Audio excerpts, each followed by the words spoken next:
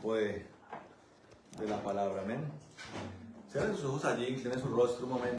Vamos a orar. Padre, en el nombre de Jesucristo de Nazaret, nosotros en esta noche ya, Señor, en el nombre de Jesús, alegres y contentos de que, amado Señor, tú nos permites, por la misericordia que en ti reposa y hay y se extiende hacia nosotros, Señor, cada día, Señor, cumpliendo la palabra, que son renovadas las misericordias. En el nombre de Jesús nosotros nos acercamos, Señor, en acción de gracias, correspondiendo a esto, Señor, porque, amado Dios, esto ha venido, Señor, por la gracia y el favor, por el beneficio, Señor, del sacrificio perfecto que fue ofrecido en el Calvario, Señor. Hoy recibimos esto. El amor del Padre, Señor, sin ninguna obstáculo lo recibimos por causa del Señor y hoy nos elevamos a ti la oración, Señor. Desde nuestro corazón, Señor, diciéndote, gracias Dios porque has sido bueno, Señor. Y se cumple también la palabra que dice que el mejor deseo, Señor, el más beneficioso, Señor, lo mejor, Señor, lo más bondadoso es lo que tienes apartado para nosotros, los que hemos creído en tu Hijo y los que por el poder de la sangre y por el poder, Señor, del Espíritu de Dios, ahora somos llamados tus hijos, Señor maravilloso. Te damos gracias. Yo bendigo este aposento, Señor. Bendigo esta casa, la casa de tu siervo Carlos, este altar, Señor, que él ha también consagrado para ti, Señor, para la predicación de la palabra, para la administración de tu gloria. En el nombre de Jesús, Señor, pedimos, Dios maravilloso, que haya una bendición desatada, Señor maravilloso, en el nombre de Jesús, sobre cada persona y sobre cada familia que esté aquí representada. En el nombre de Jesucristo, Señor. Alegres y contentos de poder ministrar tu palabra, Señor, y poder nosotros ser dispensadores, Dios, porque eso somos, dispensadores de las cosas celestiales. Es nuestro llamado, Señor, y es nuestro oficio. Te damos gracias en el nombre de Jesús. Señor, pido también, Señor, que una extensión de poder, más allá del que asegura y nos afirma en la vida eterna, también, Señor, que también para la vida eterna y para la salvación ha sido destinado también obres, Señor, con milagros y con prodigios, Señor, para todo aquel que lo crea y lo necesite recibir en el nombre de Jesús. Para tu gloria y honra, Señor, te alabamos y te bendecimos. Nosotros repelemos, Señor, reprendemos todo error y confusión. Y, Señor maravilloso, atamos todo espíritu de error, de falsa profecía, de falsa enseñanza y lo echamos al abismo en nombre de Jesús. Para tu gloria y para tu honra, Señor. Amén y amén. Bueno, buenas noches. Ahora sí, saludo a todos. ¿Su mamita? Sí, son muy parecidas. Ya sabemos a quién se parece Denia. Hola, Jorgito. Hola, Valeria. Hola, Juancho. Allá con Josecito y Mafe, Pastor Carlitos y todos los que están acá. Contentos y los que ven la enseñanza a través de las bendiciones para todos. Vamos a la palabra, ¿les parece? Vamos a la palabra. Porque hace poco vi dos enseñanzas no sé si ustedes lo conocen, el Pastor Carlitos ha hablado de él a veces, de un hombre que se llama Paul Washer. Paul Washer. Yo les quiero contar una cosa muy rápida que ha pasado con ese varón. Resulta que hay una corriente doctrinal que se llama el cesacionismo, que proviene del bautismo reformado. No sé si usted ha escuchado eso. Los que se empapan un poquito con teología, los que se empapan de teología saben de eso. Y entonces, ellos tienen una obsesión, por decirlo así, por rechazar la falsa profecía. Ahora, para rechazar la falsa profecía, usted no necesita ser obsesionado. Sencillamente la falsa profecía es falsa profecía. ¿Usted cómo reconoce una falsa profecía? Porque no se cumple. ¿Cierto? Y por ende usted puede identificar una secta, como la secta de la iglesia ministerial, como la secta de esta mujer Piraquive. Es una secta porque por dos razones. Una, allá se adivina. Una cosa es la profecía. ¿Para qué la profecía? La profecía es básicamente Dios hablando a través de un hombre, de un ministerio, para corroborar el camino de un siervo, de una iglesia, o para corregirlo. Esa es la profecía. para que el pueblo de Dios se mantenga en el camino derecho. Y lo que hacen allá es adivinar, como lo que hacen en el horóscopo. Usted esta semana va a encontrarse una billetera con plata. ¿Eso es profecía o eso es adivinación? Usted usted que está tan solo esta semana va a encontrar el amor de su vida. Eso es lo que los profetas de esa congregación, de esa secta, le dicen a la gente en las butacas. Entonces, la profecía falsa es falsa, pero por atacar la profecía falsa, que es algo que debemos hacer, debemos combatirla, yo no puedo cruzar la línea de negar que los milagros y las sanidades de Dios hoy ocurren. ¿Correcto? Entonces vengo al punto de Paul Washer. Los bautistas llevan décadas diciendo que ya no hay profetas en medio de nosotros. Pero Dios es tan tremendo que levantó un profeta. El mismo Paul Washer. Porque si hay algo que está haciendo Paul Washer es hablándoles a ellos mismos. Como un profeta. Es que un profeta no es el que, sí, ocurrieron cosas en el Antiguo Testamento donde, imagínense, Elías hacía descender fuego del cielo, o sea. Y estoy de acuerdo en que hoy eso no es tan necesario. Puede pasar, puede que un Dios levante un siervo en el ministerio apostólico y haga descender fuego por un motivo específico. Hay una película que se llama Una guerra no convencional, que está en YouTube, que habla acerca del avivamiento de Uganda, años 90. Y ocurrieron cosas de ese tipo, fuego que caía del cielo, las aguas contaminadas porque el tirano de turno envenenó las aguas para que la gente no pudiera sacar agua. Las aguas se sanaron, fueron cosas impresionantes. Puede pasar por motivos específicos, pero la profecía se destaca es por lo que les dije al comienzo. Es el poder de Dios a través de hombres y de un ministerio, hablándole al pueblo de Dios para que marche por el camino correcto. Amén. Entonces, este hombre se levanta como un profeta. Y el hombre comienza a hablarle a su propio pueblo. Una de las cosas que dijo, y me acordé esta mañana porque estaba viendo a un hombre que hace podcast. Los que ven internet saben lo que es eso, un podcast, un micrófono y es como una especie como de alocución, no sé cómo llamarlo, no estoy muy familiarizado con eso. Un programa, y entonces pone el micrófono así como en la radio, es como un programa de radio que se ve por internet, exactamente, eso es un podcast.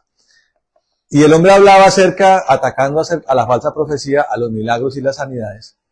Y yo escribí, no solo escribí, pero yo escribí y dije, si usted supiera que un hombre como Paul Washer, lo que detesta, porque él lo dijo, los podcasts, estos predicadores de podcast, que solamente hacen eso para ganarse likes o seguidores. Un podcast está hecho para eso. Entonces, Dios levanta un profeta en medio de todas estas personas. Y también dije, por atacar la falsa profecía, vamos a negar los milagros y las sanidades. Tengan mucho cuidado, porque ustedes pueden estar incurriendo, o usted puede estar incurriendo, en una cosa que se llama, muy delicada, la blasfemia contra el Espíritu Santo. Y el que incurre en blasfemia contra el Espíritu Santo, el Señor Jesús es clarito en decir que no hay perdón. La blasfemia al Espíritu Santo es básicamente un pecado similar al que cometieron los ángeles de la rebelión de Génesis 6. ¿La conocen? Los demonios, los ángeles se rebelaron 2 veces. Una tercera parte que se rebeló con Satanás y un remanente que se rebeló en Génesis 6, cuando desearon las mujeres o las hijas de los hombres y renunciaron a su celestialidad por irse con ellas. ¿Se acuerdan de un ángel enamorado? Fijo, aquí las mayorcitas. Entonces lo tuvo que haber visto. Con Nicolas Cage, claro, lloraron con esa película. Lorena y María Fernanda lloraron con esa película. ¿Cuántos años tiene Denia? ¿Cuántos? De pronto no se acuerda de un ángel enamorado. El ángel enamorado era ese, un ángel que vio una doctora, una cirujana y se enamoró y renunció a ser ángel. Y se volvió hombre para que se le matara la muchacha. Se mató. Entonces la película es triste por eso. Porque a la larga ella se le muere. Se accidenta y se muere. Pero básicamente eso fue lo que pasó. Ellos, seres que veían a Dios, que habitaban en su gloria, dijeron, no, preferimos ser hombres porque esas mujeres de la tierra están. Y dice la palabra que en Hebreos 2, que Dios no perdonó ese pecado. Aquí, ¿quién ha leído el libro de Enoc? Calito se lo tuvo que haber leído. En el libro de Enoc relatan esa parte. Relatan cómo los ángeles le suplican a Enoc, siendo Enoc el que caminó 300 años con Dios. Dicen, Enoc, usted que está bien ahí con el Padre, intercede por nosotros, habla con Él. Y entonces allá se postra en esa gloria tan impresionante del trono de Dios. Y Enoc le pregunta al Padre que si los ángeles, mira que si tienen una oportunidad, el Señor dice tajantemente, no hay perdón.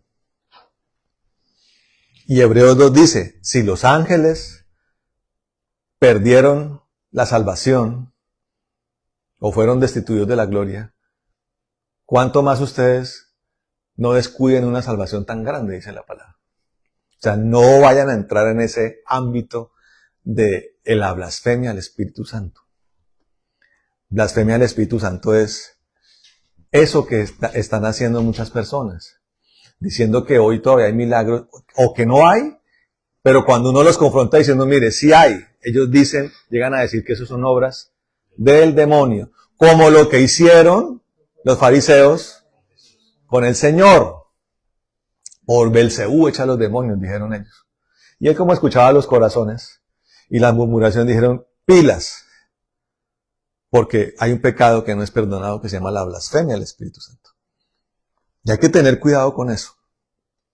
Y menciona al Espíritu Santo porque una vez más el Señor quiere que hablemos del Espíritu Santo en un contexto especial. Vamos a leer primero el pasaje y después vamos a entrar en el tema específico de hoy.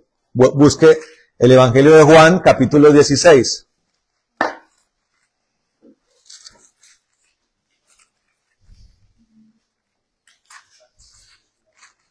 Capítulo 16 de Juan.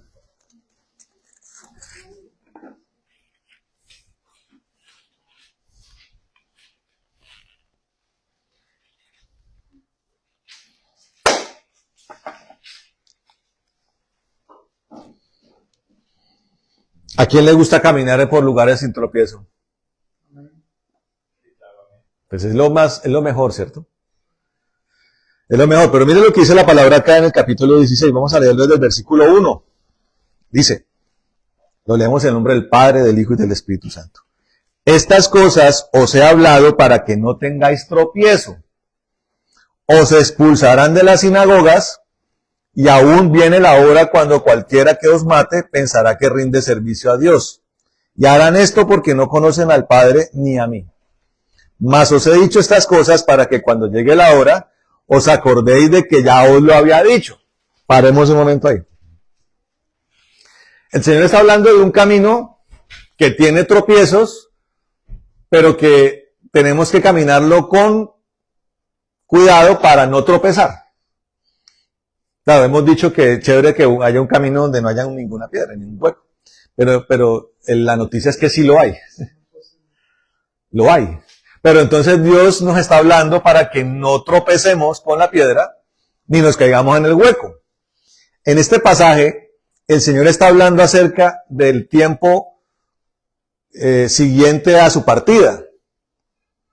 Viene el tiempo de la crucifixión, ¿cierto? Estamos en el capítulo 16, está a punto ya del Señor llegar a Jerusalén, o ya está en Jerusalén y está preparando el momento para ser crucificado.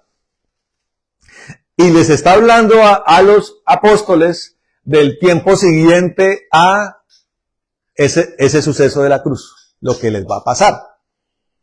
Vienen momentos difíciles. Aquí es específico porque habla de las sinagogas, ¿no? ¿De dónde empezaron a echar a los cristianos judíos?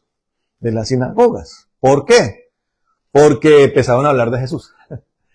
aseguraban que el cristianismo se basa en decir que el Mesías es Cristo, el Dios que se hizo carne, o cosas que los judíos hoy aborrecen y abominan. Y aquí quiero hacer un paréntesis porque una de las cosas que se convierte en un tropiezo para la iglesia, o la iglesia ha convertido en tropiezo, es la forma en la que la iglesia se porta hoy con Israel. Estamos hablando de la iglesia, sobre todo la más reconocida, ¿no? Pastores, misiones, que por alguna razón llevaron más allá de lo que Dios nos encomendó. ¿Qué fue lo que Dios nos encomendó con Israel? Bendecirlos y orar por la paz de Jerusalén. Amén. Nunca nos mandó a tener un contubernio con el Estado de Israel. ¿Correcto? Ahora muchos pastores querrán borrar fotos con la bandera de Israel. Yo quiero decirles esto. Lo que hoy es Israel está alejado de lo que Dios dice que es Israel. La palabra me habla de un reino, no de un estado. Ayer estaba mostrando un contraste. En Tel Aviv, la gente estaba emborrachándose de fiesta. ¿Ustedes saben que la capital mundial LGBTI es Tel Aviv? Yo les pregunto a ustedes, ¿eso es de Dios? ¿Eso es lo que Dios quería hacer? Y unos kilómetros más abajo de Tel Aviv, un genocidio. ¿Sí el contraste? Hoy, ¿con qué argumentan los judíos sionistas lo que está pasando en Gaza? Los pasajes del Antiguo Testamento. Mire lo que dice el libro de Josué. Hay que acabar con los heteos, con los heveos, con los amalecitas, con los amorreos. Los de Gaza son amorreos, hay que exterminarlos a todos. Eso están diciendo. Lo dicen los mismos que crucificaron al Señor. Los mismos que escupen al piso cuando usted menciona el nombre de Cristo. ¿Usted está entendiendo? Yo lo invito a que usted bendiga a Israel, pero no aplauda lo que Israel hace mal. Amén. Dios no lo hizo. ¿Dios bendijo a Israel? ¿Sí o no? Toda la vida, desde el pacto, Dios ha bendecido a Israel, porque tiene un pacto con Israel. ¿Pero Dios aplaude lo que Israel hace mal? No. Ahora, en el tiempo de Josué, eso era lo que tenía que pasar. Pero vino Cristo, cambió todo. ¿Quién dice amén? Él trajo una nueva ley. ¿Que está basada en qué? En la misericordia. Amén. Nosotros como pastores, yo no puedo aplaudir una masacre en determinado lugar del mundo. Porque a mí Cristo me enseñó que yo debo tener misericordia. ¿De quién? ¿De algunos o de todos? De todos. ¿Incluyendo los de Gaza? Incluyendo los de Gaza. Por eso una de las cosas por las que oramos, los que hemos entendido esto, es para que la gente en Gaza, por lo menos, pueda conocer el Evangelio. Por si le cae una bomba sobre la cabeza, se vayan con Cristo. Y lo que el diablo trató de hacer, o de convertir en un escenario terrible, el Señor, que esa es su especialidad, lo convierta en algo glorioso para Él. Yo siempre menciono el caso de estos hombres de Dios, estos capellanes que iban a la guerra, ¿no? ¿Te has visto las películas de guerra? Hay una película que se llama, la más tremenda que yo me vi se llama Rescatando al Soldado Ryan, que habla de un desembarco en Normandía en una playa, específicamente la playa de Omaha. Ellos le pusieron 5 nombres a las playas. En las otras 4 entraron fácil, pero en Omaha hubo una resistencia terrible de los nazis. Y usted ve ese Steven Spielberg, hermano, haciendo la cosa. Usted tiene que ir a ver esa película con un paraguas para que las gotas de sangre no le caigan en la cara. Una masacre. Y así fue. Pero en medio de la masacre, en medio de las balas y las ametralladoras y las bombas, habían hombres desarmados llamados capellanes. Hombres de Dios, con uniforme, que se encargaban de coger al moribundo y hacerlo confesar sus pecados y reconciliarse con Dios. Miren lo que hace Dios. Solo Dios puede salvar almas en un escenario como ese, hermano. Cuando el tipo tiene todas las vísceras por fuera o las dos piernas se le volaron. ¿Cuánto tiempo tiene uno para que una persona se arrepienta después de que le volaron un par de piernas? ¿Cuánto tiempo se demoran en desangrar? Segundos, hermano. Pero en segundos Dios salva almas. Yo quiero que usted entienda eso. Y esa tiene que ser nuestra visión, la misericordia de Dios extendida hasta lo último. Y ya voy a decir de la forma en la que Dios hace las cosas.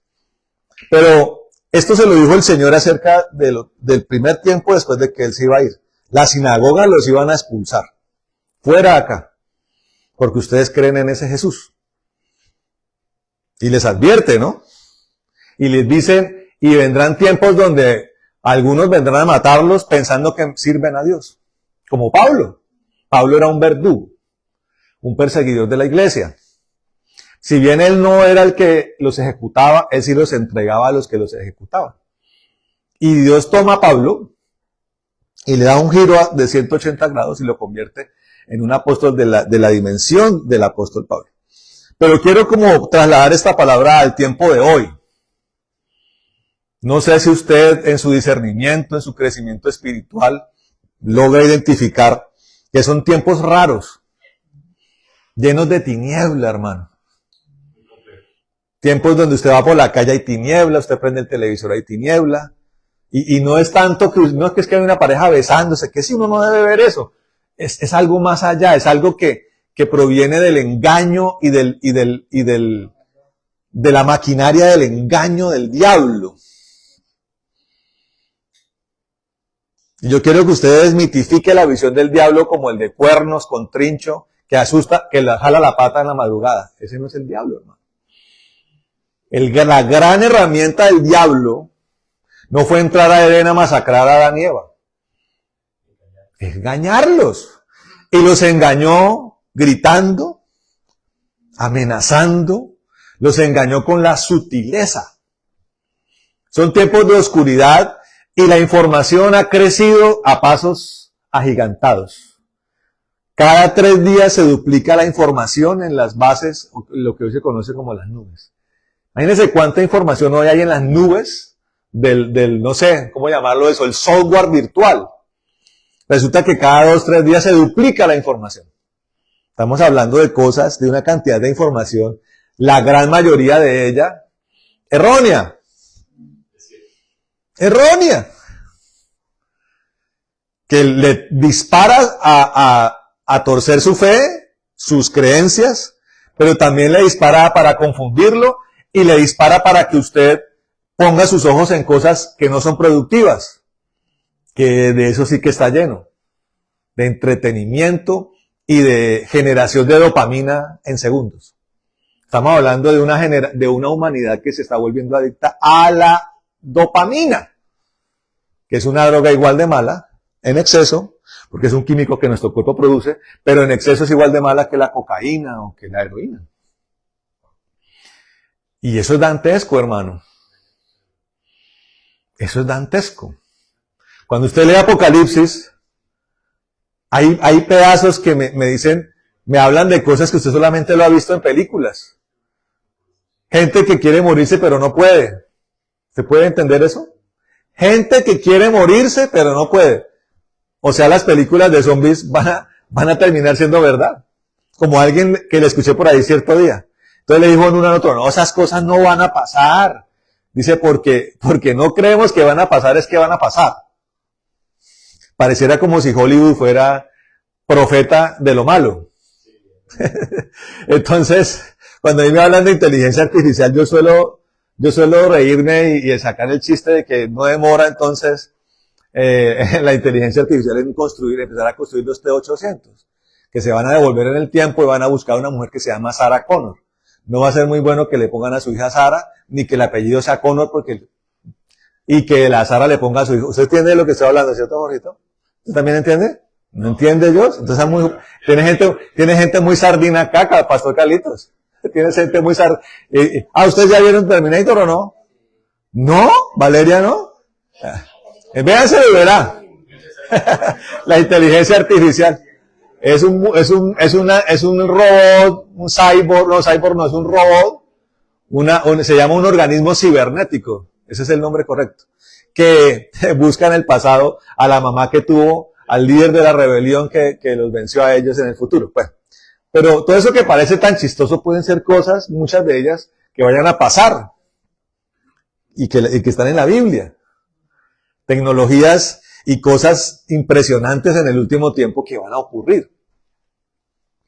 Si usted me lo pregunta a mí hoy, todavía estamos experimentando el tiempo donde se arma mucho alboroto, pero las cosas llegan y se enfrían. Entonces ocurrió lo de Irán con Israel y dijeron mucho, yo no lo dije, va a haber una tercera guerra mundial. No, no es el tiempo de eso. Que si usted me lo pregunta qué va a ocurrir, va a ocurrir. Eso va a pasar. Por eso el Señor, que es el que viene a constituir un reino, no es Netanyahu, ni los rabinos sionistas. El que viene a cumplir la palabra es Jesús, a su manera, como un reino. Allá no hay ni congreso, y pobres los homosexuales que no se arrepientan, y Dios juzgará un día que parte del territorio que para Dios es santo, lo hayan consagrado para los demonios. La palabra dice que Él va a venir a constituir un reino en Jerusalén, va a entrar por la puerta de Oriente, y va a constituir su reino de 1000 años. En la tierra. Israel será el centro del mundo, el lugar donde los gobiernos de la tierra tendrán que peregrinar a pedirle consejo al rey, que es Jesús, pero será un reino que será Cristo el que lo constituye. Amén. Por eso los ultraortodoxos, que son unas radicales religiosos, se oponen a la visión sionista. Porque ellos dicen, estos están equivocados. No es una democracia. Es un reino y va a venir en su momento. Y ellos salen a apoyar a los palestinos, ¿sabe usted? Diciéndonos, no traigan violencia acá. Si bien nosotros no nos mezclamos con ellos porque tenemos nuestra religión, nosotros respetamos su vida, dicen estos ultraortodoxos. Déjenlos quietos. Un día vendrá el Mesías y hará lo que tiene que hacer, pero Él será el que lo hará. Lo tienen más claro los muchos ultraortodoxos que muchos pastores cristianos. Yo quiero, y digo esto entre paréntesis para que usted entienda cómo tiene uno que abordar el tema de Israel. Amén.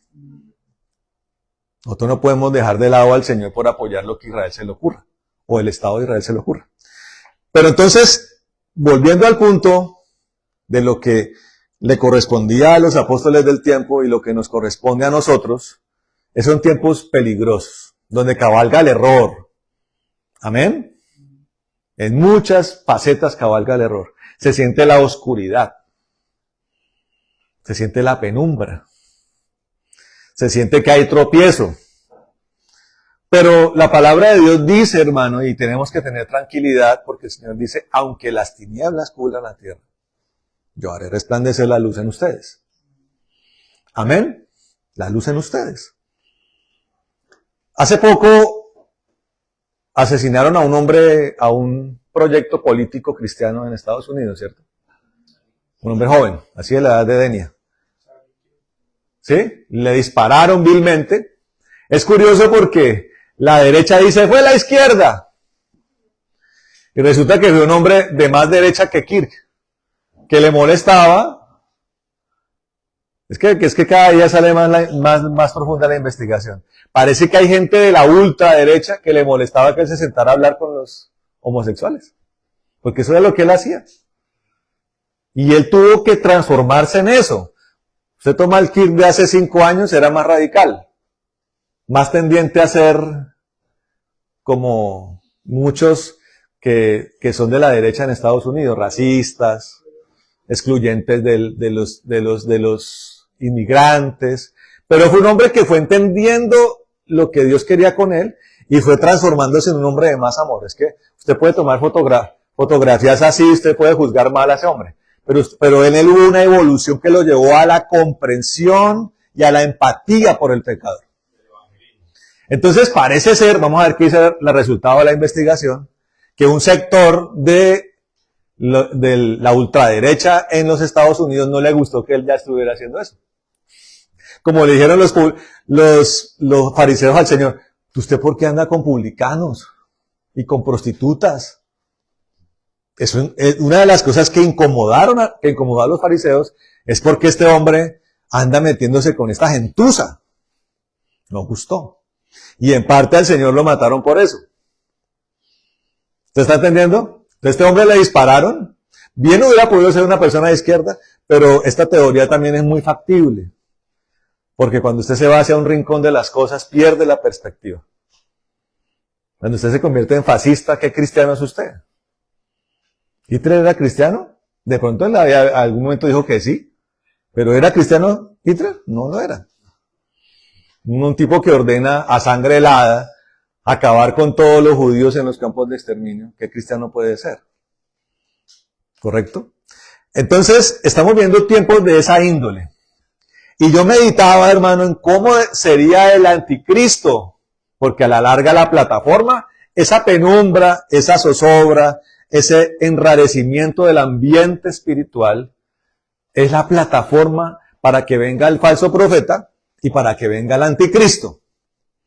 Y uno va evolucionando en el concepto que uno, en el estudio con Dios, va tomando de las cosas bíblicas.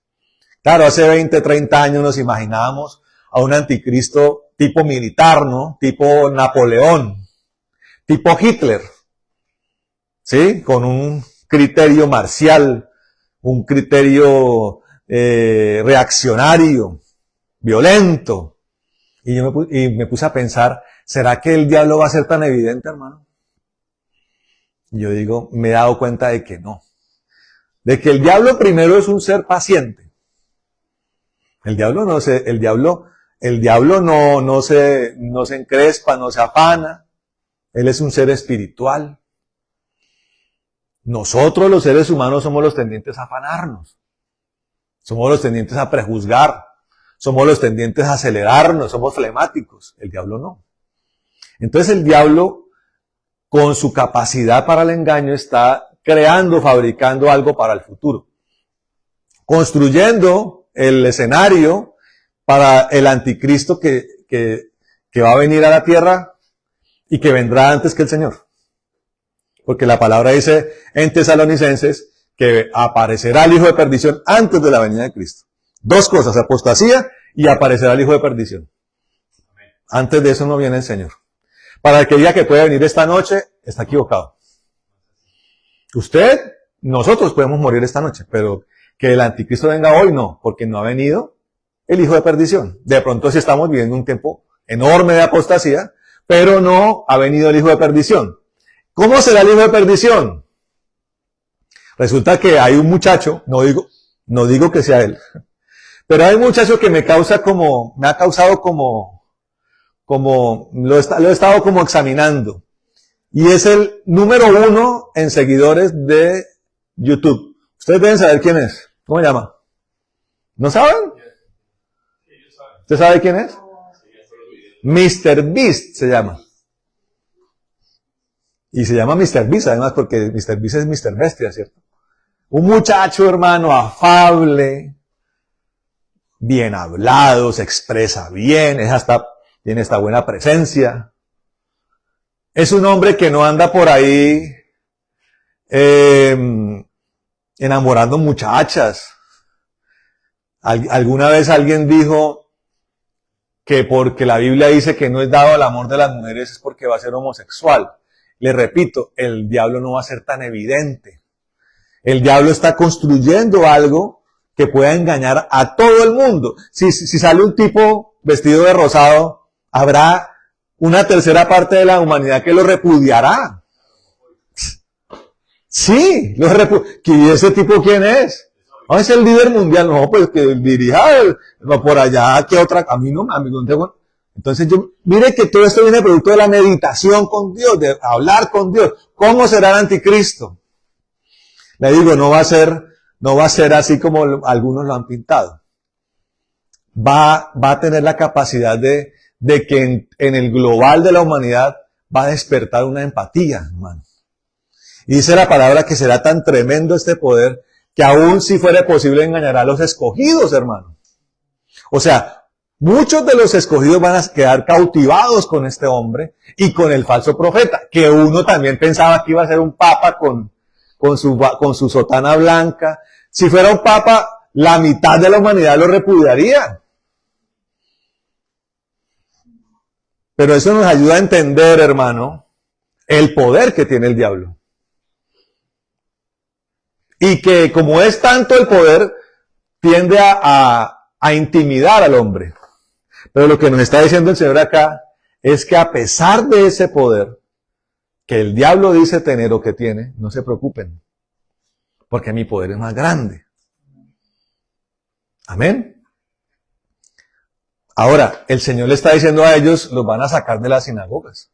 ¿Cuál fue el precio de los apóstoles, hermano? Ellos estaban en Jerusalén. Jerusalén fue evangelizada. Samaria fue evangelizada. Los contornos fue evangelizado. Y la orden era ir hasta el fin de la tierra, ¿cierto?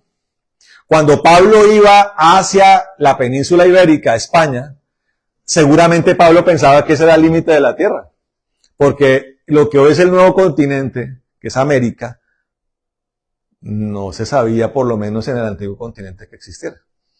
Cuando Colón viene a América, él viene ofreciendo una nueva ruta para el comercio. Yo sé que, mire, que la Tierra es esférica y que hay una vía que nos ayudaría a que España fuera más potencia de lo que es. Eso fue lo que ofreció Colón. Nunca Colón dijo, hay un nuevo continente.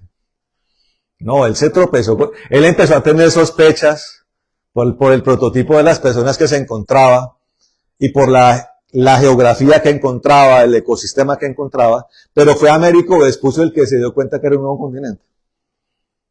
Entonces lo que Pablo pensaba que era el fin ya del evangelio, por eso cuando Tomás llega a la India, él dice llegué al límite de la tierra, y en India lo matan a él.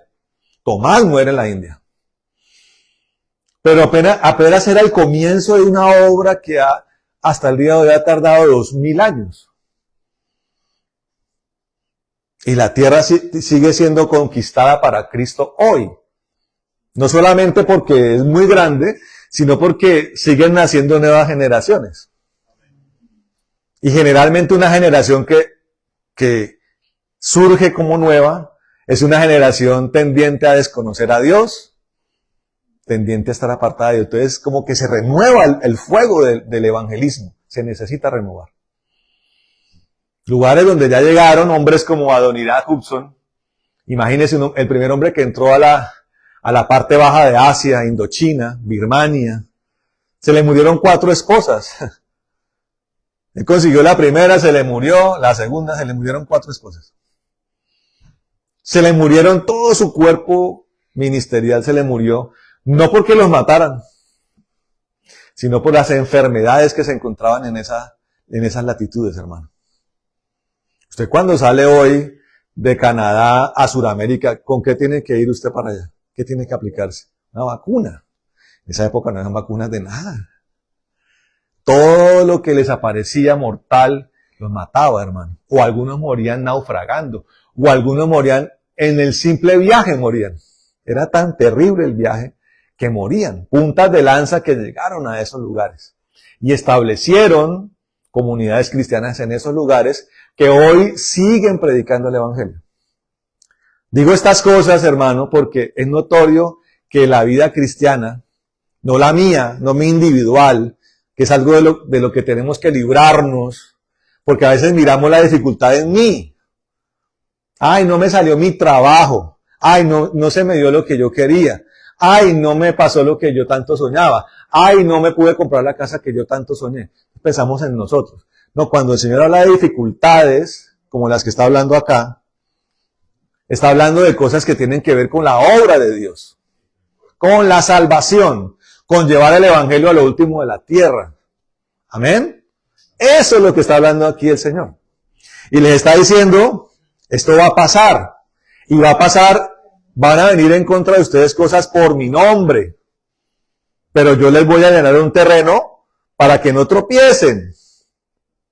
Y ahí entra, hermano, algo importante. ¿Qué es lo más importante para nosotros no tropezar? Pero antes de decir eso, analicemos cómo muchas veces vemos la construcción de la obra de Dios. Nos pasa a veces los de los fariseos. Estamos todavía viendo pastores que están preocupados por cómo se viste el pueblo de Dios. Y tienen que traer falda.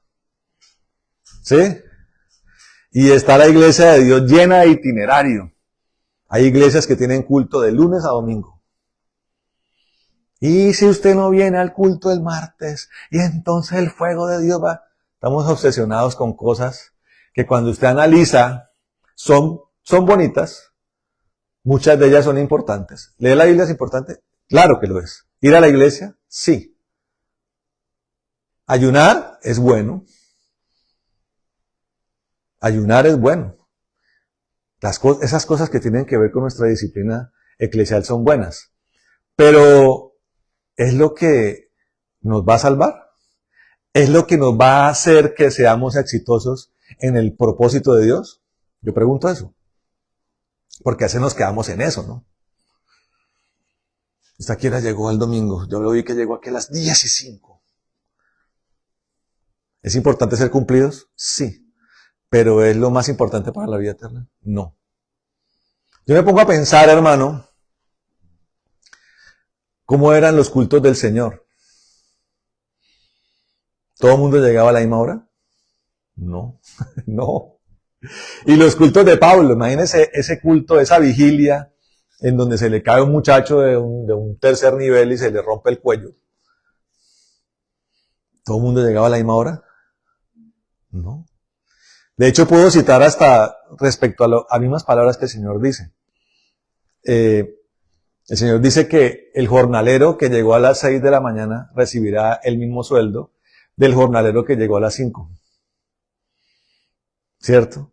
Entonces basado en esas cosas, solemos pensar que la gracia de Dios la recibimos por cosas que nosotros hacemos. ¿No les pasa eso? Nos pasa eso. Pensamos que por lo que hacemos recibimos la gracia de Dios. Ahora, quiero decir que la disciplina es buena, hermano, y necesaria, porque es gran parte de la formación de su carácter. Pero hay algo mucho más eminente en lo que tenemos que enfocarnos para alcanzar lo que Dios quiere. Y está aquí en este capítulo. Mire lo que dice. Vamos al final del versículo 4. Ahí hay un título. ¿Qué título hay? ¿Qué título hay ahí, Josh? La obra del Espíritu Santo. La palabra, ya hemos escuchado 1.000.000 de veces que la palabra evangelio, ¿qué significa? Las buenas nuevas. Amén. Las buenas nuevas. Y en este sentido, la buena nueva viene cuando entendemos que por nuestros propios medios no lo vamos a poder hacer. No pudo Israel.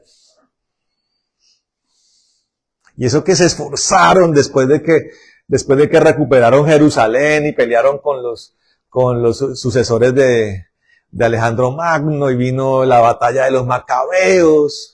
Eliminaron la idolatría de los muñecos de la idiosincrasia israelita.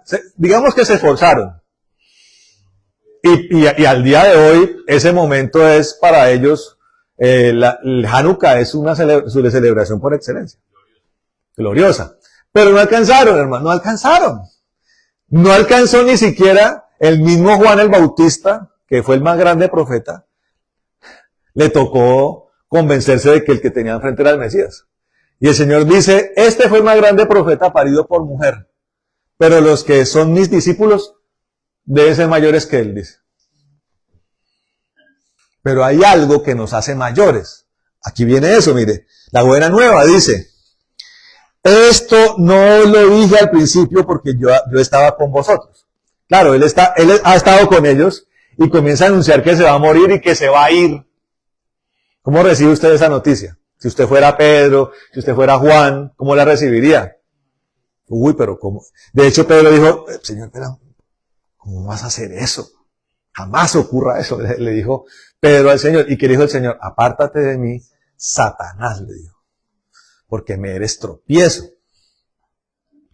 Ellos estaban consternados. Y aquí viene la nueva entonces, en ese escenario dice, versículo 5, pero ahora voy al que me envió, y ninguno de vosotros me pregunta, ¿a dónde vas? Antes, Porque os he dicho estas cosas, tristeza ha llenado vuestro corazón. ¿De qué se llenaron? De tristeza, de melancolía, de nostalgia. Zozobra los invadió. ¿Es rico tener zozobra en la vida? No. ¿A veces viene la zozobra? Sí. ¿Le pasó a Elías? ¿Cuál era el sueño de Elías? Aparte de estar con Dios, ¿cuál era el sueño de Elías? Elías tenía un afiche de Jezabel al que le apuntaba dardos todas las noches. Te quiero ver muerta, ¡pah! Que le mandaba dardazos. Ese era el sueño de Elías. ¿Y por qué se frustró Elías? Porque no la veía muerta, porque no era, él mató a los 850, pero Jezabel no pudo. Y no solamente eso, sino que Jezabel dijo, me mató a mis profetas, pues que corra ese miserable porque lo va a matar. O sea, fuera de eso venía detrás de él. Elías se consternó. Elías se entristeció. Dijo, no solamente no está muerta, sino que viene detrás mío. Parece ser que sufrió una profunda depresión. Al mismo Elías, hermano. Si eso le pasó a Elías, ¿nos puede pasar a nosotros en cierto momento? Sí. Pero el Señor dice que Él nos saca de ese estado. Y trae luz. La zozobra, esa oscuridad que nos rodea, mentalmente, espiritualmente. Y la iglesia hoy puede estar experimentando eso, hermano. Y en medio de la confusión, a veces los conceptos como que se cruzan. Hace poco estaba escuchando el testimonio de un misionero que iba a Irán. ¿Usted sabe lo que es ser cristiano en Irán? Te toca escondido porque el solo tener Biblia en la mano da para 8 años de cárcel. O sea, llega la policía iraní y le encuentra a Juanito en Irán una Biblia, lo cogen y lo meten 8 años en la cárcel. Y si lo descubren predicando, lo ejecutan. Lo ejecutan. Entonces, él fue allá, imagínense la clandestinidad, se pone en contacto con esta gente. Ellos esperan una palabra, este hombre es de Occidente, él les da una palabra, ora por ellos, los ministra, un bálsamo llega a esa comunidad. Y cuando termina, se sienta a hablar con el pastor de ellos. Y el pastor de ellos le dice, fulanito de tal, quiere que le diga una cosa, ustedes para nosotros son como héroes. Y el tipo se rasca la cabeza y dice, ¿cómo así? Si ustedes son los héroes para nosotros. Entonces el pastor de Irán le dice, ¿pero por qué? ¿Cómo que por qué? Mire, están perseguidos. Les toca esconderse en un socavón, por allá en un basement para poder predicar la palabra y toca cantar pasito. Ustedes son nuestros héroes, perseguidos, pero ahí firmes con Cristo. Dice, no, ustedes son los héroes para nosotros. Porque ustedes son capaces, ¿por qué? Se sorprende, porque ustedes son capaces de guardar la santidad y el amor por Dios cuando tienen toda la libertad alrededor suyo. El tipo es que eso es que le trastocó la cabeza. Y meditemos un poco en eso, hermano. Porque siempre asociamos por eso hablaba de las sinagogas y la persecución. Siempre hemos asociado la persecución del enemigo como que nos tenemos que meter en un socavón para cantar pasito las alabanzas a Dios. Pero lo que estamos viviendo en la aparente libertad es una opresión del diablo que atenta contra usted en todos los aspectos de su vida. El diablo quiere que cada parte de su ser, de su entendimiento, de su mente, cada parte de su vida, de su familia, de su entorno, sea completamente minado. Desde que usted sea una persona adicta a la dopamina por el entretenimiento, hasta ser una persona que tenga la pornografía a un clic, hermano. El diablo está atacando con todas sus fuerzas para destruir el vínculo que un cristiano tiene con Cristo. Y para impedir que el que está atado al pecado acceda a él. O sea, estamos hablando de que hoy más que nunca se necesita el evangelismo porque el campo blanco está más oprimido que las anteriores generaciones. ¿Usted está entendiendo? El pecador hoy está más atado que el pecador de hace 20, 30, 40, 50 años. Y por eso, lo que dice el pastor Carlito, necesitamos más poder aún. Por eso Dios ha estado hablando de la eficacia. Hasta las fórmulas evangelísticas, Dios las está reformulando. Hace poco, les tuve que decir a la gente en Bogotá, que están evangelizando, lo cual es muy bueno, están evangelizando al estilo tradicional, ¿no? Entonces usted sube al bus, y para eso hay que tener valentía. Yo le invito a que ustedes suba, bueno, aquí no hay metro, ¿no? Pero hay buses acá, pero poquitos. Bueno, digamos que usted está por allá en Montreal, incomódese y súbase un metro a predicar en un metro. Eso requiere un nivel de valentía. Pero entonces, sí, bastante, porque hay mucha gente que repudia el evangelio, hermano, pero con todo su corazón. Pero entonces yo les dije, está bueno que hagan eso, pero hagan esto también. ¿Qué, pastor? Prediquen corazón a corazón. Que era lo que hacía este hombre con un micrófono, hermano. A una persona. Había entre 3,000, 5,000, 10,000 personas. Y imagínense lo que hacía Cristo. Todo el día escuchaba a la gente. Y predicaba. Venga usted para acá, ¿cuál es su inquietud? Ese hombre fue creciendo en eso. Ese hombre es un mártir, ¿me entiende? Y los que estaban con él dicen, vamos a recoger el micrófono y vamos a seguir haciéndolo. Porque el objetivo es salvar las almas. Pero fíjese que en medio de la comodidad de los Estados Unidos, el hombre lo mataron, hermano. Lo mataron. Un mártir. Le puede costar a usted la vida, hermano. Pero hay que hacerlo, corazón a corazón. Y resulta que el Espíritu Santo ha llevado a mis hermanos en Bogotá. Tan lindo el Señor, porque generalmente usted llega y usted dice, le habla del Evangelio, y de pronto la persona dice, yo soy ateo. Entonces lo que uno suele hacer es, bueno, listo, no recibió el Evangelio, chao. Pero entonces Dios nos está llevando a volvernos gente que haremos el debate, hermano, que no perdamos el alma tan fácilmente. Entonces, ¿y por qué? ¿Usted por qué es ateo? Esas son las cosas que vale la pena ver y aprender de ellas. Hay académicos que han conocido a Cristo, que están yendo por las perolas de las universidades, por los lugares donde se charla, los estudiantes, y están llevando el Evangelio y están teniendo un debate con la gente. Y ahorita que Dios está dando poder en el argumento, pero también Dios está llevando a la gente, y eso nosotros lo hicimos con el pastor Antonio en la Universidad Nacional. No solamente hablamos, sino que, es que estoy enferma, es que mi abuelita está muriendo, y orábamos por la gente, y los milagros pasaban, hermano. Y quedó hay gente que hoy no está con nosotros. Ustedes aquí ven, un grupo de personas que cualquiera dirá, no, esa iglesia está en decadencia. Pero la verdad es que la semilla se ha esparcido por muchos lugares, porque un día entendimos, hermano, que nosotros trabajamos para el reino. No para mi amado Jesús, ni para el pastor Carlos, ni para el pastor Antonio, ni el pastor Mauricio. Para Cristo, para el reino. Hemos hablado con el pastor Antonio, hemos hablado con el grupo ministerial, con el pastor Carlitos, y hemos llegado a una conclusión. No todo el mundo aguanta cultos de 3 horas, hermano. No, la gente, el que aguanta cultos de 3 horas porque es de esta casa. ¿Usted conoce iglesias que hagan cultos de 3 horas?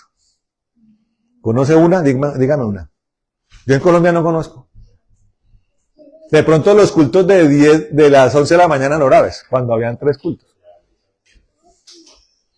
Entonces ese era el culto más rico porque arrancamos a las 11 y a veces nos cogían a las 2:30 de la tarde. Y seguíamos allá danzando para Dios. Pero no es normal. Entonces, muchas personas han venido acá y se van. Y usted puede llegar a decir, se fue para el mundo. De pronto, no. Si la semilla quedó sembrada, esa persona buscará al Señor, hermano. Porque lo importante no es cuánto dura un culto, usted en un culto, sino que usted crea en Cristo. Que lo confiese y que lo siga. ¿Eso es suficiente para ser salvo? Sí. Amén. Pero volviendo al punto, usted tiene que empezar a tocar los corazones de las personas. Amén. Aquí, ¿quién quiere crecer? Amén. La mejor forma de crecer es preocupándose por los demás. Y ustedes aquí, el grupo de personas bellas, porque este es un grupo bello, ya se conocen lo suficiente, ¿cierto? ¿Te invitó asado al pastor de la casa suya? ¿O no? Como así, pero lleva como 2 años viviendo allá y no ha ido Carlos a comer asado en su casa. Oh, hermano, pero ¿qué es esto? ¿No ha llegado la invitación, verdad? Ah, pero ya se conoce muy bien, ¿cierto? ¿Será que usted conoce bien con su cuñado que es su pastor o no? Suficiente. Ahora es hora de que nos incomodemos un poquito. Vamos a ir a predicar el evangelio. Pero al estilo que Dios quiere hoy, hermano. Uno a uno. Y con calma. Con calma. Mire que hace poco en Neiva llegó un señor a mi casa. Buenas tardes. ¿Usted es pastor Mauricio? Sí. No, es que quiero contarle algo. Un hombre que llegó con todas las desgracias, hermano. Todas acumuladas. Pobreza, estaba enfermo. Muy enfermo estaba. La esposa tuvo por un percance, porque le tumbaba una plata a la esposa, él echó a la esposa de la casa. No estaba la cosa. Y él me dice, Pastor Mauricio, es que quiero decirle que el domingo pasado yo estaba pasando por la iglesia, por fuera, y me quedé escuchando toda su predicación. Y es curioso, hermano, porque yo no suelo dar ese tipo de predicaciones, pero ese día Dios me llevó a llevar una predicación así, de punto 1, punto 2, punto 3, punto 4, así bien numeral, bien estructurada, numeral.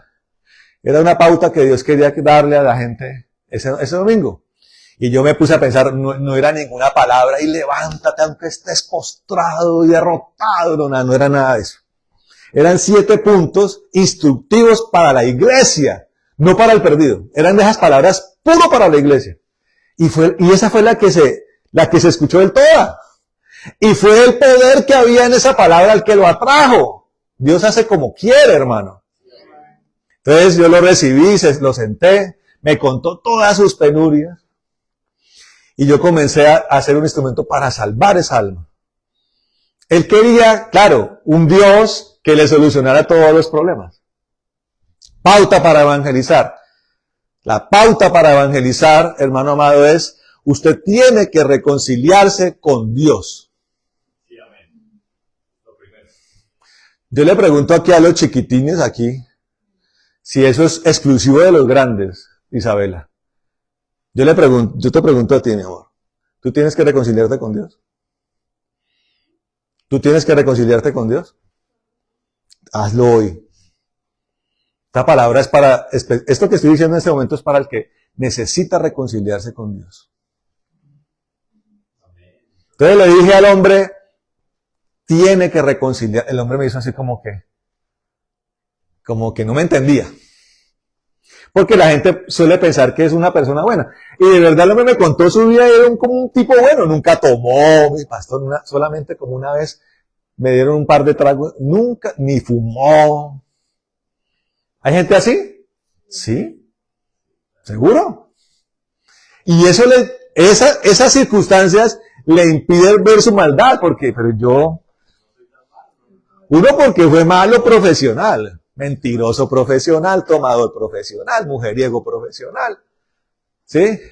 Y sobre todo yo no era simplemente mentiroso, sino un mentiroso tramador. O sea, la gente dice, ¿usted cómo hace para decir mentiras que la gente se la cree? Porque yo actuaba, entraba, yo creo que hubiera sido un buen actor. De hecho, ese se ríe de Valeria, hace unos años, mire que, escucha esto, yo estudié en colegio y en universidad, y en una universidad como la Nacional que está llena de eminencias. Pero hay un profesor que yo lo recuerdo siempre, pero del colegio, lo considero el mejor profesor de mi vida, él. Y me lo encontré una vez en la peluquería que estaba yo llevando a mis hijos a peluquear. Profesor, se llamaba, se me olvidó el nombre. Bueno, ahorita me acuerdo. Y me dijo, Gómez, ¿cierto? Usted era bueno. Para mi clase, decía él.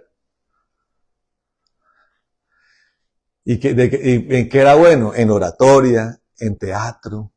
Si hubiera querido ser buen actor, hubiera sido un buen actor. Entonces yo me volví un mentiroso profesional. O sea, uno ya, cuando llega uno a Cristo, uno sabía, muy malo, hermano. Pero este hombre, trabajador, de hecho el problema con la esposa fue que Él sudó aparejando el futuro con su esposa, sudó una plata y a la esposa le tumbaron la plata. No, una vaina. Y yo le dije a reconciliarse con Dios hoy y Dios va a empezar a aparejar su vida. Oiga, escuche esto. Oré por el hombre. Ese mismo día le salió estaba embolatada lo de la cirugía. Tenía que ser una extracción de un tumor. Le salió lo de la cirugía. Al siguiente día me llamaron de Colpensiones, me dieron una plata retroactiva. Me salió la pensión. Y yo después de que, yo le dije, la siguiente con la que tiene que reconciliarse es con su esposa. Ese mismo día se reconcilió con la esposa. Ese mismo día. No es que está ahí tratándola, no, ese mismo día se reconcilió con la esposa porque fue capaz de perdonarla. Porque siempre se acordaba del episodio y le daba rabia. Y me ha estado escribiendo de que la cirugía fue un éxito. Yo eso le dije, cuando usted vuelva de por allá, lo espero en la iglesia. Porque el precio que usted tiene que devolverle a Cristo es su vida. Lo espero en la iglesia. Sí. Y usted lo perdonó, le devolvió todo en un día, como Hoberman, en un día. Tiene que seguir al Señor. Y ha estado escribiendo, me parece que el hombre está temeroso. Así es. Tiene que empezar a hacerlo. Incomódese un rato. Domingo, váyase para el parque. Prepárese sus volantes evangelísticos. Papelito puede ser, no sé. Dígale al Espíritu Santo que le guíe de cómo tiene que hacerlo. Qué versículo es el que tiene que tener ahí escrito. No creemos paradigmas. Pero tenemos que empezar a entrar en esa dimensión porque estamos en un campo minado, hermano. Y le voy a dar otra pauta para que usted esté tranquilo. La obra del Señor va a finalizar como Él quiere finalizarla. Y escuche esto. Eso que va a parecerle usted como tan graneadito, como tan me estoy ganando las almas de a poquito, puede llegar a una persona afanosa como a frustrarlo. Porque claro, queremos ver las iglesias llenas para poder nosotros entender tal vez con nuestra mente que el reino de los cielos se está llenando. Pero escuche esto, y me voy a basar en la palabra. Dios va a llenar el recinto a última hora. Entonces, escuche esto porque el pastor Carlos habló acerca de una palabra que me ha retumbado a mí todo este tiempo, estos meses, se llama los remanentes de Dios. Amén. Dios está en labor de extraer de muchos lugares que hasta nosotros los cristianos los tenemos etiquetados, remanentes, que están buscando al Señor con todo su corazón. Aún en la iglesia católica, aún en las sectas, hay remanentes que Dios ya vio el corazón. Perfecto. Entonces, Dios quiere que empecemos, hermano, mire, muy lindo todo eso de tratar de atrapar almas de la manera virtual o de manera, hay una cosa que se llamaba en formación de seminario el evangelismo explosivo se llamaba, así se llamaba, el curso de AFLET, evangelismo explosivo, diseñado para reproducir espontáneamente la iglesia en cuanto a números. Y hemos ya, después de muchos años, nos hemos dado cuenta de que no funciona. Y lo que hace es reproducir gente que dice ser cristiana, pero no lo es realmente. Falsos convertidos. Pero si Dios nos ve que vamos corazón por corazón, Él se compromete a que a pesar de que en la fiesta o en la fiesta de bodas hay poquita gente, Él se compromete a con su poder nos va a llenar el recinto. ¿Quién dice amén? Pero quiero verle a usted comprometido en el corazón a corazón. Si usted no se ha comprometido en el corazón a corazón, no va a pasar nada. Y eso requiere de incomodidad. Básicamente lo que Dios le está hablando a los apóstoles, yo los voy a incomodar. Escuche esto. ¿Por qué usted cree que Él llamó principalmente a gente de de Galilea? Porque Galilea era como lo más provincial de Palestina. el que estaba cómodo echando la red, ¿sí? José era un carpintero de Nazaret que hacía sillitas. Usted no ha visto, en Colombia se ven, por ejemplo, lugares en Colombia donde parece que el día durara 48 horas, no. Usted, Jorge, ¿cierto? Que uno se va por la costa en carro y hay unos pueblos que parece que el tiempo se hubiera detenido, hermano. Y la gente hace 2 horas de siesta y como que no hay progreso. Esta es la región de Canadá menos desarrollada. Y lo es por la idiosincrasia del hombre de acá. Le tiene miedo a convertirse en un Ontario. Teniéndolo todo. La geografía de esta provincia es tan tremenda, que debería ser un emporio turístico de Canadá. Esas bahías, esa conexión con islas, es una cosa privilegiada. Pero la idiosincrasia de este lugar, ahora yo no estoy aquí hablando de progreso, ¿no? Estoy hablando de idiosincrasia. Donde todo como que se detiene. Donde yo creo que hay gente que nació acá en New Brunswick y se va a morir en New Brunswick. O gente que nació por allá en Colombia se llaman corregimientos. Aquí, ¿cómo se llaman, Carlos? Las zonas pequeñas que conforman New Brunswick. Municipalidades. Hay gente que, una vez fuimos a un lugar que se llama New Canaan, y uno le da la sensación de que hay gente que nació ahí y se va a morir ahí. Y nunca conocieron ni Montreal. Nosotros íbamos a lugares en el Huila donde uno les hablaba de Neiva y para ellos era como Nueva York, en serio. ¿Es de Neiva? Pero les parecía que era la metrópoli que, no, quién sabe yo cuándo voy a... Imagínense, hay gente que vive en esa idiosincrasia. Entonces el Señor llamó a gente de Galilea porque era así. Gente que estaba feliz viviendo ahí del diario. Pedro, Juan, Jacobo vivían del diario, hermano. Y no levantó una élite de Jerusalén, más cosmopolita, porque Jerusalén era una metrópoli de la época, donde todas las culturas tenían allí su convención, hermano. Sino a los pescadorcitos bien provincianos de Galilea, hermano. Y a esos mismos les plantea este escenario y les dice, los voy a incomodar. Voy a incomodar. Y eso es lo que aquí el Señor le está hablando. Pero les dice, estén tranquilos porque van a tener un aliado con el que lo van a lograr. Y ahí es donde seguimos acá. Dice acá, versículo 6. Antes, porque os he dicho estas cosas, tristeza ha llenado vuestro corazón. Pero yo os digo la verdad, os conviene que yo me vaya, porque si no me fuera, el Consolador no vendría a vosotros, mas si fuere, os lo enviaré. Mas si me fuere, os lo enviaré, perdón. Y cuando Él venga, convencerá al mundo de pecado, de justicia y de juicio. Paremos ahí, un momentico. Pastores que nos frustramos porque la gente no copia. Hace poquito enseñé lo que significaba la dureza de corazón. La dureza de corazón no es que Dios le tocó el corazón a alguien y se lo endureció. Cuando el Señor dice, yo voy a endurecer el corazón de Faraón, no fue que Dios le puso un dedo y endureció el corazón de Faraón, sino que está hablando de que el corazón de Faraón, ante la obstinación de hacerle caso a Dios, se va a endurecer. Eso fue lo que pasó.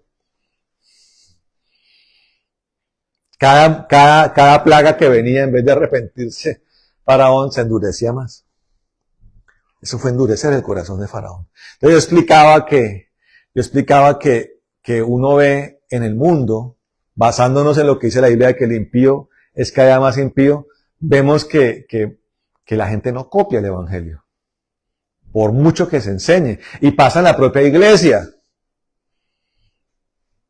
Que uno ha predicado 500 veces una enseñanza y usted va y le dice a alguien que entendió, no, pastor, todavía tengo dudas. Entonces uno como que... Uno dice, pero todos estos años, ¿qué ha pasado? ¿Sí me entiende? ¿Qué ha pasado? Entonces se frustra eso. Pero miren lo que nos está diciendo la palabra, dice. Vendrá el consolador, el otro, les conviene que yo me vaya, porque va a venir el otro consolador. Y ese consolador, ese es el que va a convencer de pecado, de justicia y de juicio. Eso ya nos plantea un reto a nosotros, que tenemos que predicar y ministrar con el poder del Espíritu Santo. Tú puedes estudiar todos los seminarios, hermano. Volverse el hacha de la disciplina eclesial. Pero si no tiene el Espíritu Santo, no hay nada.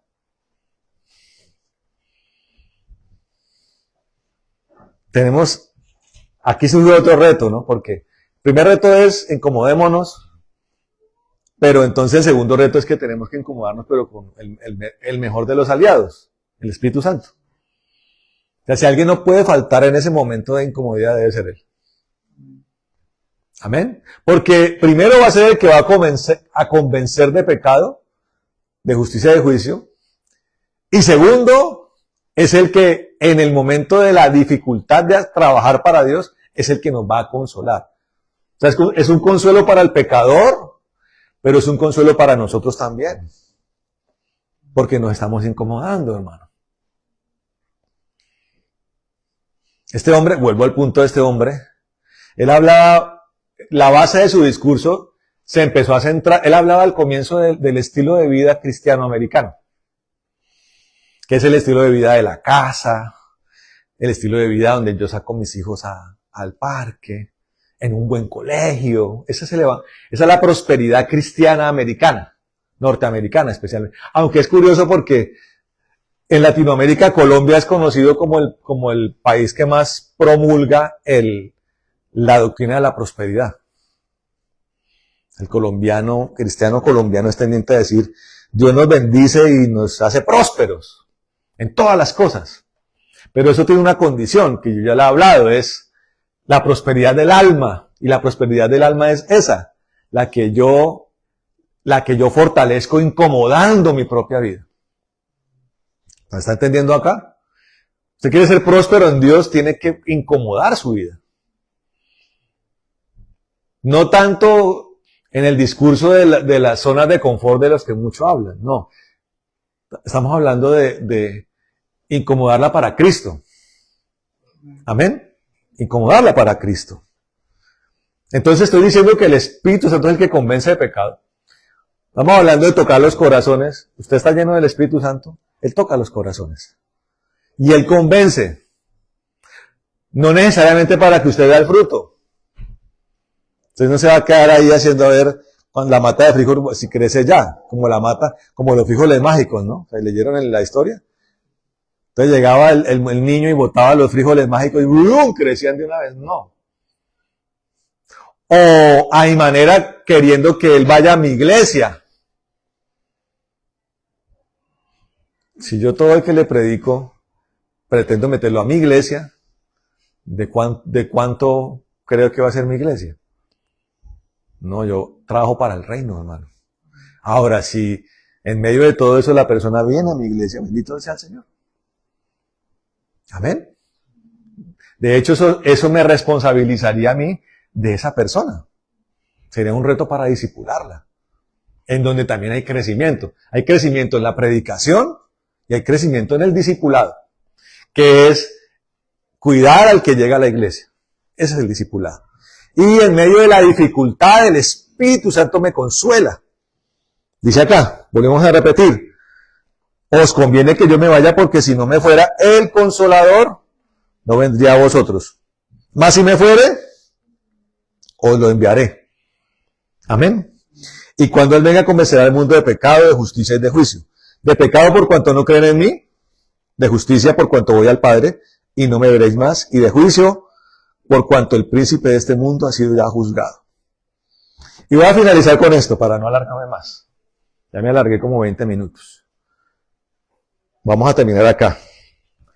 De pronto, en estos días iremos como empatando las cosas. Dice, aún tengo muchas cosas, y mire cómo termina, pues no terminamos. Aún tengo muchas cosas que deciros, pero ahora no las podéis sobrellevar. O sea, como quien dice esto que enseñamos hoy, guárdenlo ahí y mediten en eso. Porque si les sigo contando lo otro, no lo van a poder sobrellevar. Entonces no se trata de eso. Hay un reto, o sea, tenemos un reto por delante y Dios quiere que nosotros lo asumamos. Con el poder de Dios. Amén. Con un propósito especial. Amén. De salvación. De amor por las almas. De trabajar para el reino, hermano. En un escenario que el diablo se ha propuesto de construirlo para la hostilidad con nosotros. Pero por eso tenemos el Espíritu Santo, porque con el Espíritu Santo vencemos ese obstáculo. En cuanto al error, teniendo discernimiento, amén.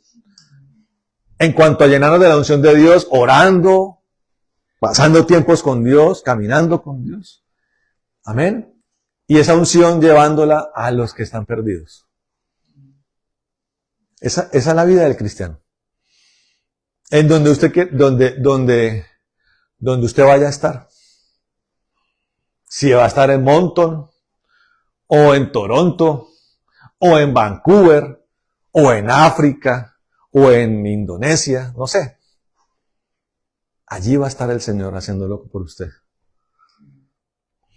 Esa es la vida del cristiano, hermano.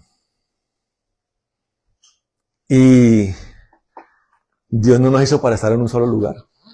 Para crecer, para formarnos en un lugar. Pero cuando ya estamos en el punto correcto, tenemos que llevar el Evangelio a otros lugares, hermano. Amén. Por eso estoy acá. Y es curioso porque humanamente para mí no es un sueño venir a Canadá. Eso hace parte de la soberanía y de el poder convencedor de Dios. Amén. Y es curioso porque para yo confirmar que así es, las venidas a Canadá, sobre todo las semanas anteriores, se me vuelven como una maraña a mí. Al punto que se me pasa por la cabeza, como que yo no voy. Porque de una u otra forma me tratan de sacar de cierta línea de confort que yo tengo. Amén.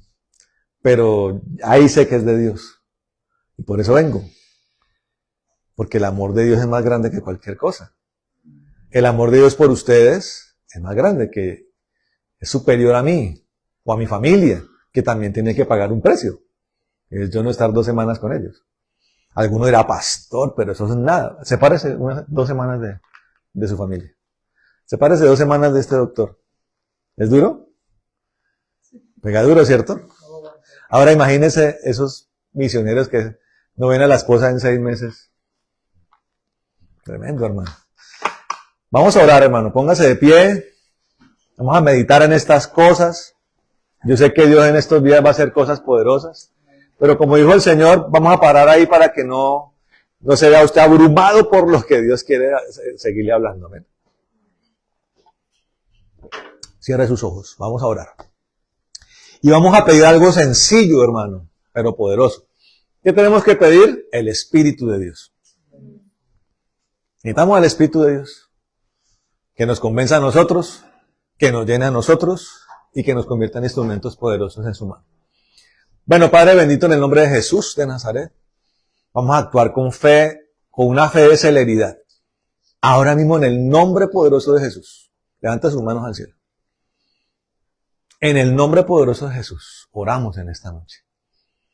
Y pedimos, Señor, que ahora mismo, Señor, el Espíritu de Dios venga sobre mis hermanos. Y desde el más pequeñito hasta el más grande. Ahora mismo en el nombre de Jesús, Espíritu de Dios, llena las vidas de cada varón, de cada mujer, en este lugar, Señor, y también allá para todo aquel que lo está viendo. Extiende tu misericordia para aquel que con fe desea esto, Señor, en el nombre de Jesús. Y que el Espíritu Santo de Dios, el poderoso Espíritu Santo, obre convenciendo de pecado, convenciendo de justicia, y convenciendo de juicio, en el nombre de Jesús, y consolando a tu pueblo para los tiempos que van a venir, tiempos llenos de penumbras, tiempos llenos de minas espirituales. Pero tú has dicho, Señor, que tú harás resplandecer tu luz sobre nosotros. En el nombre de Jesús. Y que mis hermanos, por medio del convencimiento del Espíritu, estén dispuestos a moverse en tu dimensión. En el poderoso nombre de Jesús. Ahora mismo también oramos, Señor, por Denia. Reconstruimos, Señor, todas sus paredes del vientre en el nombre de Jesús. Ahora mismo sanidad en ese vientre. En el nombre de Jesús. En el nombre de Jesús. Señor, preparado ese vientre, Señor. Reconstruido, regenerado. En el nombre de Jesucristo. Para parir descendencia, Señor. Bendita y consagrada. En el nombre de Jesús, toda enfermedad queda destruida. Toda muerte queda destruida en el nombre de Jesús. Y todo espíritu de enfermedad y de muerte lo atamos y lo echamos al abismo en el nombre de Jesús. Ahora mismo, Señor. Y que les des un tiempo bello, Señor, con descendencia, Señor. Y que se gocen en ella. Y también tengan descendencia espiritual en el nombre de Jesucristo de Nazaret. Ahora mismo, Señor. En el nombre de Jesús. Para tu gloria y para tu honra, Señor. Y sobre ellos se ha desatado un espíritu superior para lo que ha de venir. En el nombre de Jesucristo, Señor. Te damos gracias, te damos alabanza en esta noche. Bendice a tu siervo Carlos, a tu sierva Lorena, Padre. Úngelos más y más, llénalos de tu poder. Necesitan de ti más que nunca, Señor, en estos tiempos. En el nombre de Jesús. Te alabamos y te bendecimos, Señor. Oramos porque todo tu pueblo esté sano en el nombre de Jesús. Toda enfermedad se va de los cuerpos. Atamos todo espíritu de enfermedad y todo espíritu de muerte y declaramos la palabra que dice: ¿dónde está el aguijón de la muerte? ¿Dónde está la victoria del sepulcro? Se olvida la muerte y la enfermedad en la cruz del Calvario. En el nombre de Jesús. Y pedimos, Señor, que abras puertas financieras a los hermanos. Ahora mismo, Señor. En medio de lo que pareciera una recesión, Señor. Levanta a tu pueblo en prosperidad, Señor. Y que prosperen en todo como sus almas prosperan, Señor. Atamos toda ruina, pobreza, escasez y miseria y la echamos al abismo en el nombre de Jesús de Nazaret. Te damos gracias por esta noche. Atamos todo satanismo, brujería, sortilegio, magia, espiritismo y lo echamos al abismo en el nombre de Jesús para tu gloria y para tu honra, Señor. Espíritus de división y contienda, espíritus de anarquía, espíritus de lascivia, lujuria, fornicación, adulterio, los atamos y los echamos al abismo. Espíritu, Señor, maravilloso de Atalía, Jezabel, Absalón, Delaía, Zambalat, Tobías, Amán, atamos todo esto y lo echamos al abismo en el nombre de Jesús. Y libertamos a tu pueblo, las cadenas se rompen, todo manto de muerte y de nostalgia que venía sobre el pueblo en este lugar queda destruido. Atamos todo espíritu ahora mismo, en el nombre de Jesús de Nazaret, y desatamos fuego liberador y reconfortador. Y el bálsamo del Espíritu venga, Señor. Que esta noche, Señor, para todos los que estamos aquí presentes, sea una noche de pláceme, Señor, que descansen en tus brazos, Señor. Que duerman como hace rato no dormían, Señor. En el nombre de Jesús, para tu gloria y para tu honra. Te alabamos y te bendecimos. Y oramos como lo hizo Jabes, que tú nos bendigas, que ensanche nuestro territorio, que tu mano esté con nosotros y nos libre de todo mal para que no nos dañe. En el poderoso nombre de Jesús. Amén y amén. De un aplauso al Señor, hermano.